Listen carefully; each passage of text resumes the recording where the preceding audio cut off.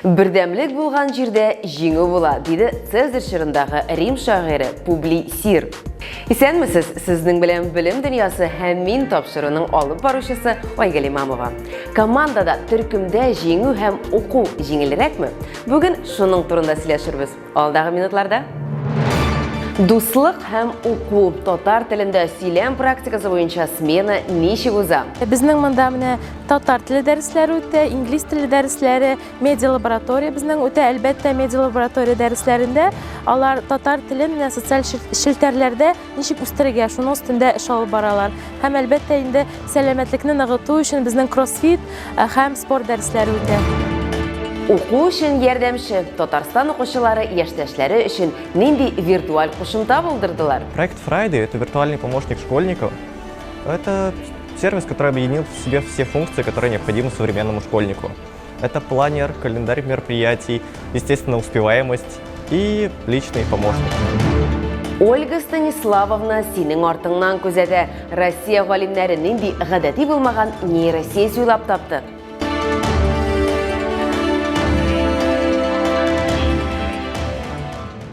Россиянең 25 регионыннан 320 укучы татар теле буенча дуслык һәм Гөлстан сменаларында катнашу өчен килде.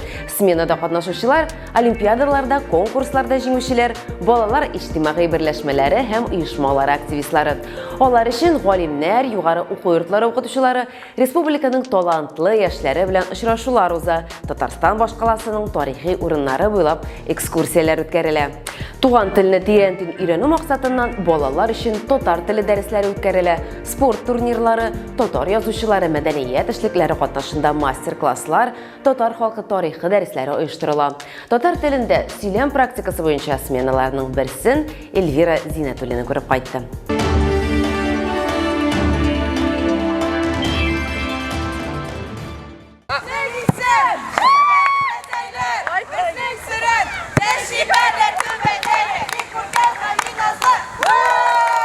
Мәгариф һәм фән министрлыгы уздырган Заречье лагере инде 2014 елдан бирле татар теленә битараф булмаган, туган телләрен тирәнтен өйрәнергә теләгән балаларны үзенә җыя.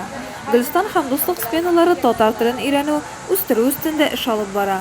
Монда Россиянең 25 төбәгеннән килгән балалар ял итәләр.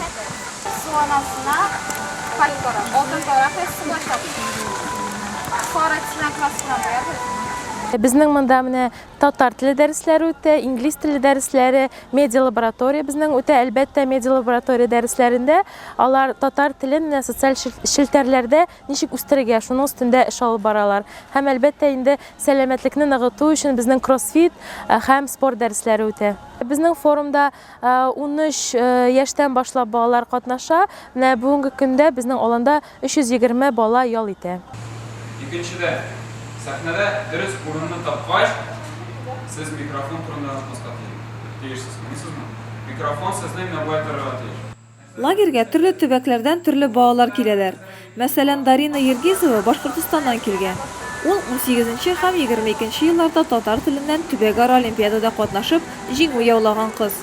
Лагерьгә нинди максатлары белән килгәннәре, хисләре турында балаларның үзләреннән сораштык. Мин Заречье аланына беренче тапкыр килдем.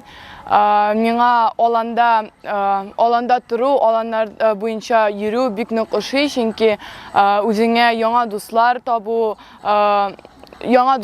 була. Һәм мин бу аланга татар телен тагын да әйбәтрәк, тагын да ныклап өйрәнү өчен килдем. Һәм олимпиада катнашуым да минем монда алып килде. Мин монда килдем Кировская областьтан, Уртешин авылыннан. Мин монда беренче тапкыр түгел, монда икенче тапкыр киләм. Теге елны мин Гөлстан сменасына килгәнем, бу ел дуслык сменасына килдем. Миңа монда бик ошады. Миңа күбрәк ошый татар теле, кроссфит һәм актерское мастерство. Бик кызык үтә ул дәресләр.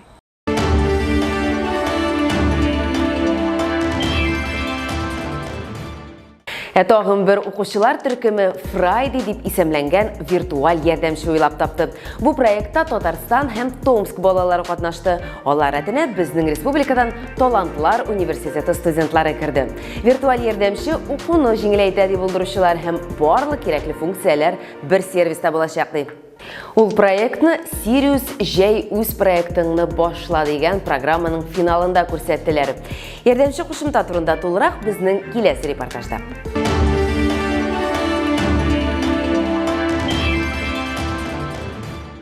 Мне нравится, как Гена сделал этот момент. Яшьләр катнашкан Sirius Лето программасы инде 3нче ел эшләп килә. Әлеге проект студентлар белән мәктәп укучылары арасында аралашуны булдыруга юнәлтелгән. Студентлар белән укучылар арасында арадарчы булып зур компания яисә югары уку йортлары тора. Бу яшьләрне исә ИТИС институты берләштергән. Проект Friday – это виртуальный помощник школьников. Это сервис, который объединил в себе все Проект Friday мәктәп укучыларының виртуаль ярдәмчесе. Әлеге сервис укучыга кирәк булган барлык функцияларны берләштергән. Монда планер, чаралар, календарь, программаны үзләштерү, күзәтү һәм шәхси ярдәмче дә бар. Мәктәп укучысына бу көннең вакытын дөрес итеп тәртипкә салу һәм программа үзләштерүен контрольдә тотуда ярдәм итә. Мәсәлән, укучы математика фәненнән артта кала. Виртуаль ярдәмче бу турыда idu.tatar көндәлегеннән белә һәм укучыга шөгыльләнергә кирәклеге турында хәбәр итә. Студентлар командасы булдырган проектлары белән төрле бәйгеләрдә дә катнашалар. Экспертларга проектны уңышлы күрсәтер өчен аның авторларына университет талантов ярдәм итә. Кирәк булган очракта экспертларны җәлеп итү мөмкинлеге дә бар. В этом году мы уже участвовали в больших вызовах. Там у нас есть... Быел без инде зур бәйгеләрдә катнаштык. Призлы урыныбыз да бар. Шулай ук без Санкт-Петербургта узган бәйгеләрдә дә катнаштык. Монда безнең проект шулай ук уңыш күрсәтте. Экспертлар аны ошаттылар.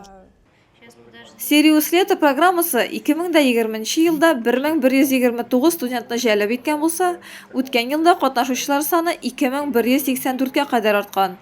Катнашучылар мәктәп укучылары белән берлектә 1082 проектны тормышка ашырганнар. Sirius Лето программасында 3-5 курс студентлары, шулай ук магистратура һәм аспирантурада укучылар катнаша ала. Әлеге проектта катнашу студентларга укыту тәҗрибәсе бирә һәм хәтта эш орнын табу ихтималын да тудыра. Программада катнашырга теләүчеләр өчен теркәлү 31 августка кадәр дәвам итәчәк.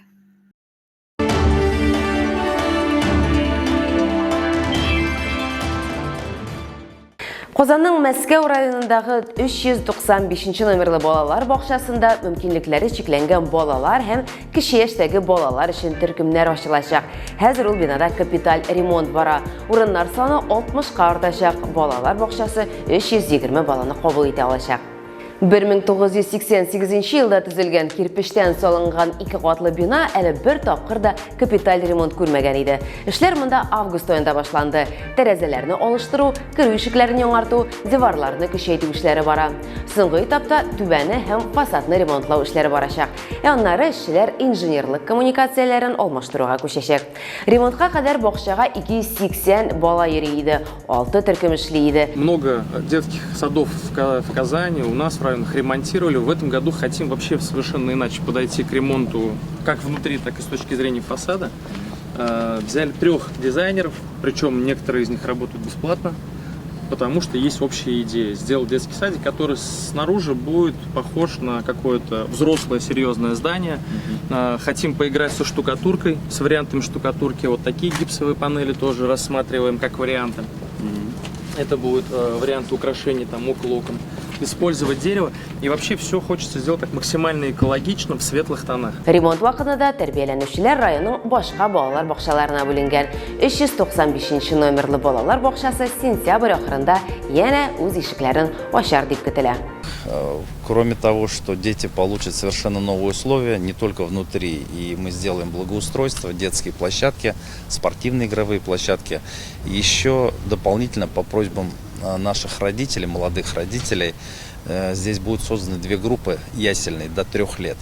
Также одна группа будет для детей с особенностями в развитии. Тоже были обращения, мы понимаем, что и все наши дети должны быть охвачены дошкольным образованием.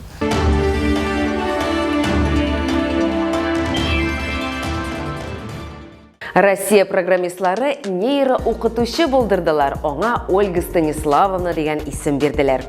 Кем ул, нәрсә ул? Нияз Рахманның автор сәхифәсеннән белерсез. Аның кызыклы тәнәфесендә балачак һәм мәгариф дөньясыннан уникаль яңалыклар.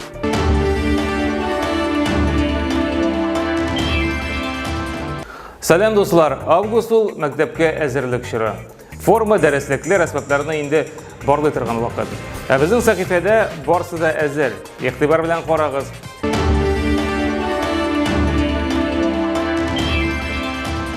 Ольга Станиславовна сезне күз уңында тота. Сүз Россия программачылары уйлап тапкан махсус программа хакында.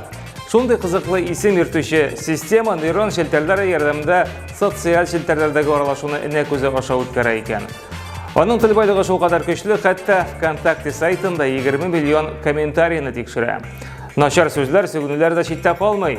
Менә сиңа ма дигән. Что означает это действие? Там, когда вы взглянули на другого человека. Что это означает?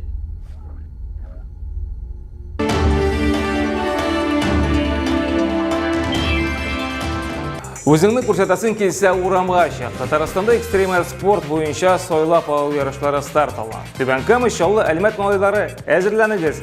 Һәр шәһәрдә ачык мастер-класслар, скейтбординг, BMX, трюк самокаты белән чыгышлар. Айл Стайлс һәм Брейкинг юнәлешендә булган бию батыллары узачак. Финал август азагында Казанда урам паркында үтәрлек көтелә.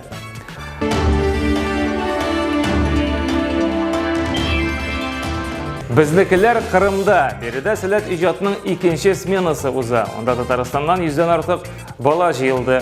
Лагерь Кара диңгез ярында Фарос бистәсендә урнашкан. Смена шәхси потенциалны ачу һәм иҗади юл эзләүгә бәйле.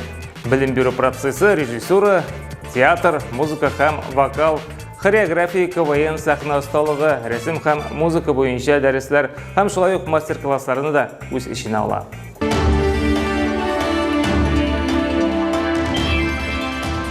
Кунак чакырсаң, дөрес чакыр. 10 яшьлек британияле үз юбилеена 31 сыйныфташына чакыру җибәргән. Тик бу хакта әнисенә генә әйтергә оныткан. Макс исемле малайның әнисе Диана Кэмпбеллга сыйныфташларының әнисеннән рәхмәт хаты килеп төшә. Анда ул чакыруыгыз өчен бик зур рәхмәт һәм улым бәйрәмдә катнашуына бик шат булачак дип яза. Әни кеше көтелмәгән кунакларны аптырашта калдыра. Тикшерә торгач, тагын 30 балага да улы шушындай чакыру җибәргән икән. Тик бу хакта Дианага гына әйтеп тормаган. Нәтиҗәдә әни кешегә туган көн булмаячак дип, хәтта социаль челтәрләрдә дә игълан итәргә туры килә.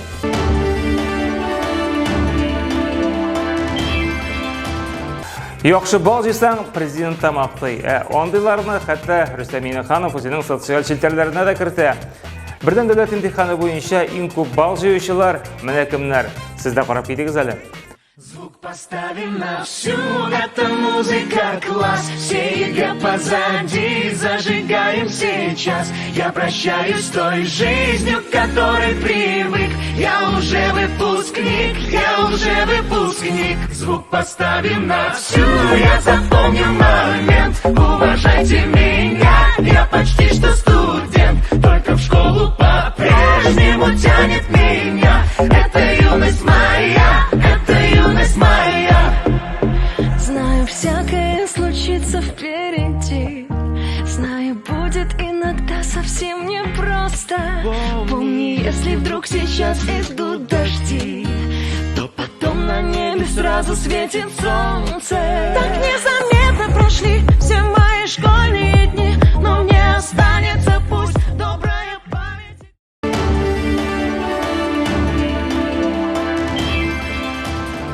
Бу атнада интернет дөньясы алып килгән яңалыклар менә шушында иде. Очрашырбыз. Сәламәт булыгыз.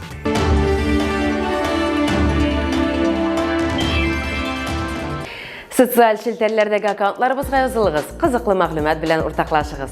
Мәктәп укытучылары премьер-министрлар хыялланырга гына мөмкин булган хакимияткә ия.